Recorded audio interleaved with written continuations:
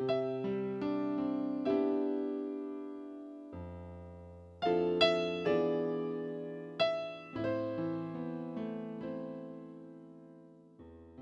reading from the first letter of Paul to the Thessalonians. Concerning times and seasons, brothers and sisters, you have no need for anything to be written to you, for you yourselves know very well that the day of the Lord will come like a thief at night. When people are saying peace and security, then sudden disaster comes upon them, like labor pains upon a pregnant woman, and they will not escape. But you, brothers and sisters, are not in darkness, for that day to overtake you like a thief. For all of you are children of the light and children of the day. We are not of the night or of darkness. Therefore, let us not sleep as the rest do, but let us stay alert and sober. The word of the Lord. Our second reading for this Sunday is taken from the first letter of Paul to the Thessalonians. We have been reflecting on how to become good and true servants of God. In the first reading, this image of a good woman, a good wife, is presented to us, and the way I explained the first reading, we can look up to her as the model servant of God, working hard, but also working for the poor. And the motivation is not selfish. It's not to gain anything for myself, but simply because I love God. I obey God. And this obedience to God is manifested in hard work, industry, and also caring for the poor. The second reading adds one important dimension to our quest for genuine service of God.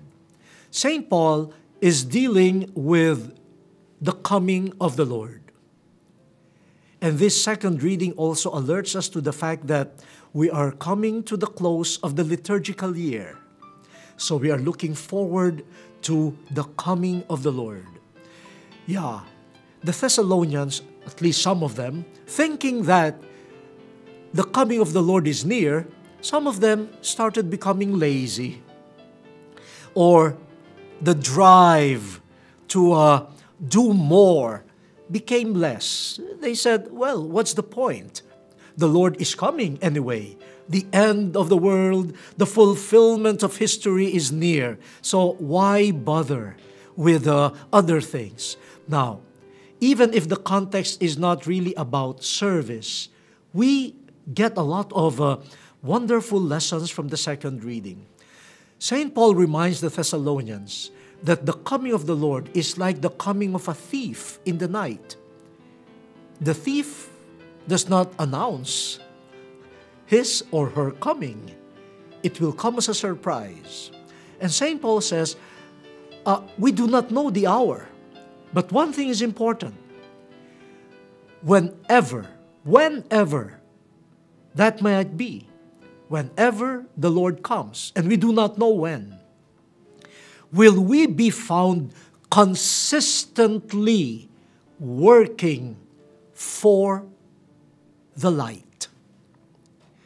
This is an important aspect of service of God. Consistency. Knowing that the Lord will come anytime.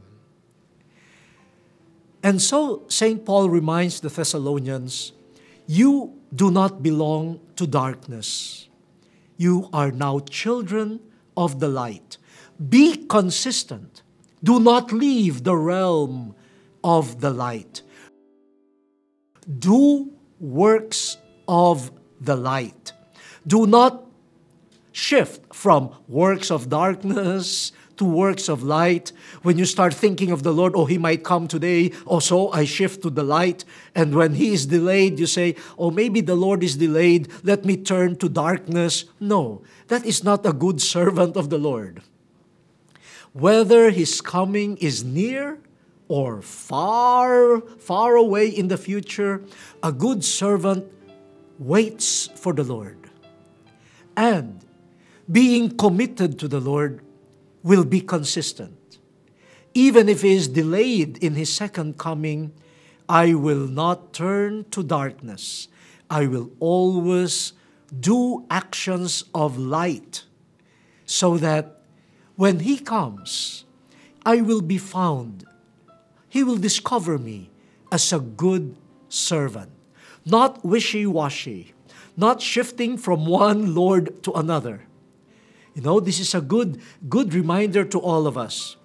There is a tendency among some people when a police officer is around the bend, they suddenly become good servants of the law.